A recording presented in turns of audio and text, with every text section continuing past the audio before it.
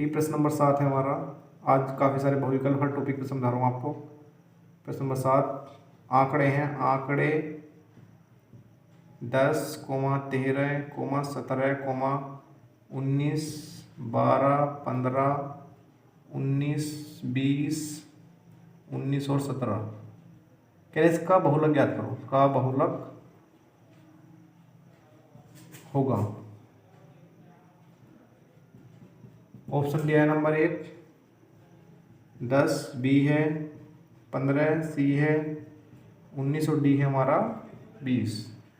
बहुत ही सिंपल सवाल है। ध्यान रखना है कि जब भी बहुलक की बात करें और केवल हमें आंकड़े दिए गए हों तो हमें देखना है कि देखते हैं किसकी बारंबारता सबसे अधिक है, यानी कौन सा अंक हमारा ऐसा है जो सबसे ज़्यादा बार रिपीट हुआ हो। 10 देखते हैं एक बार, 13 एक बार, 17 2 बार, 19 1 2 3 बार और 12 एक बार, 15 भी एक बार। इस तरह से हम देखते हैं कि सबसे ज़्यादा जो हमारे अंक की बारंबारता सबसे ज़्यादा जो अंक रिपीट हो रहा है इसमें क्या रहा है 19, यानी इसका बहुलक क्या है हमारा 19। बस इतना सा आंसर।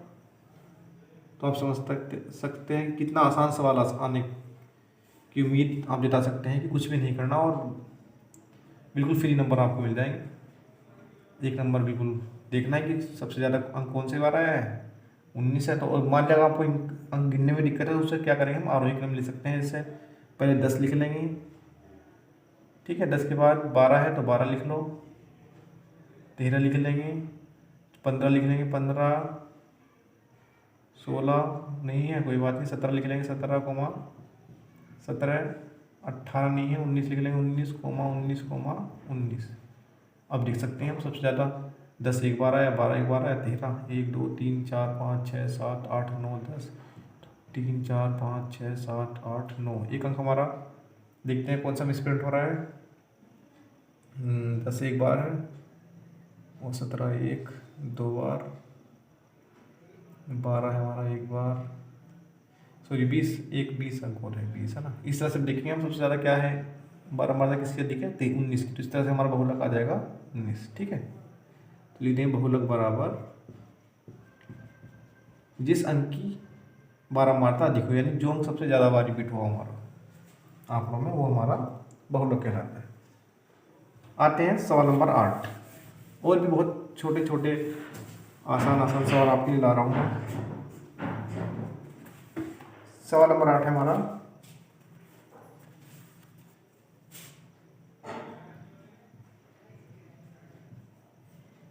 एक वृत्त का परिमाप और क्षेत्रफल संख्यात्मक रूप से बराबर है। संख्यात्मक रूप से बराबर है तो उस वृत्त का या उस वृत्त की त्रिज्या होगी। ऑप्शन ए है हमारा 2 मात्रक, ऑप्शन बी है पाई मात्रक, ऑप्शन सी है 4 मात्रक या ऑप्शन डी है 7 मात्रक। किस तरह से करना है इस तरह के सवाल को, तो हमें देखना है एक वृत्त का परिमाप और क्षेत्रफल संख्यात्मक रूप से बराबर, यानी कि वृत्त का परिमाप जो है वृत्त का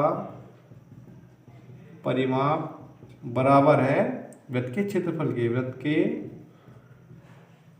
के। तो त्रिज्या निकालनी है। तो वृत्त का परिमाप ध्यान रखना है, वृत्त का परिमाप होता है उसकी परिधि के बराबर, यानी 2 पाई आर के बराबर। क्या कैपिटल आर भी ले सकते हैं। और वृत्त का क्षेत्रफल होता है हमारा पाई आर स्क्वायर। तो इस तरह से क्या करें 2 पाई आर बराबर पाई आर के फैक्टर कर लेंगे, आर इंटू आर की वैल्यू निकालनी है तो पाई आर से डिवाइड भेज देंगे। 2 पाई आर बटे पाई आर बराबर एक आर यहीं छोड़ देंगे तो पाई आर से पाई आर कट जाएगा बार, दे सकते हैं आर की वैल्यू आ जाएगी 2 बन जा 2 मात्रक। इस तरह से हमारा आंसर ए बिल्कुल सही जाएगा। इसी त्रिज्या है 2 मात्रक। नेक्स्ट सवाल देखते हैं। देख सकते हैं आपको सभी चैप्टर का निचोड़ बिल्कुल बहुविकल्प किस तरह के आते हैं दिखा रहे हैं। अगला सवाल बेलन से संबंधित है, प्रश्न नंबर 9। तो लगातार जुड़े रहिए हमारे साथ। कहते एक लंब वृत्तीय बेलन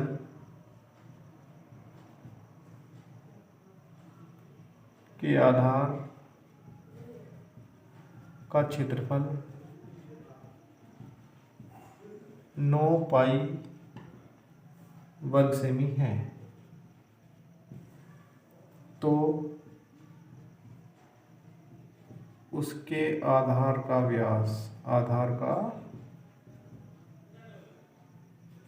व्यास होगा नंबर ए 2 सेमी, नंबर बी 3 सेमी, नंबर सी 4 सेमी या नंबर डी 6 सेमी। देखते हैं किस तरह से करना है सवाल को।